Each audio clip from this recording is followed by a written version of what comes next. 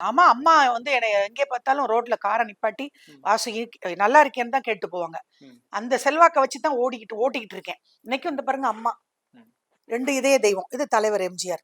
ம். அவரு பேரு வச்சாரு. என் அம்மா என்னைய பேச்சாளர் ஆக்குனாங்க. ம். என்ன பிரயோஜனம்? நடுத்தெருவுல திரியிறேனே, சாப்பாட்டுக்கு வழி இல்லாம. ஒரு நட்சத்திர பேச்சாளரா கூட நீங்க இருந்திருக்கீங்க. இருந்தும் இந்த ஒரு நிலைமைக்கு என்ன காரணம்? அதுதான் பாண்டி தம்பி என்னால கண்டுபிடிக்கவே முடியல. ம். அரசியல்ல யாருமே வந்து ஒரு கட்சிய இன்னொரு கட்சிய தாக்கி பேசுறதுங்கிறது இயல்பு. ம். எப்ப? பேரறிஞர் அப்ப அண்ணா, இருந்து. டாக்டர் கலைஞர், டாக்டர் எம்ஜிஆர், புரட்சி தலைவர், அம்மா புரட்சி தலைவி, ம். இன்னைக்கு முதல்வர் ஸ்டாலின் அவர்கள். ம். அப்படியே தான் போயிட்டு இருக்கு. ஆனா என்னைய எல்லாருமே என்ன பாண்டி தம்பி சொல்றாங்க தெரியுமா? ம். இன்னைக்கு நீங்க இந்த நிலைமைக்கு ஆனது காரணமே நீங்க கட்சிய தாக்கி பேசுனதுதான் அப்படின்னு. ம். நானும் 4 வருஷமா திருப்பி திருப்பி உடைஞ்சு போன டேப் ரெக்கார்டு மாரி உன்ட்ட சொல்றேன்.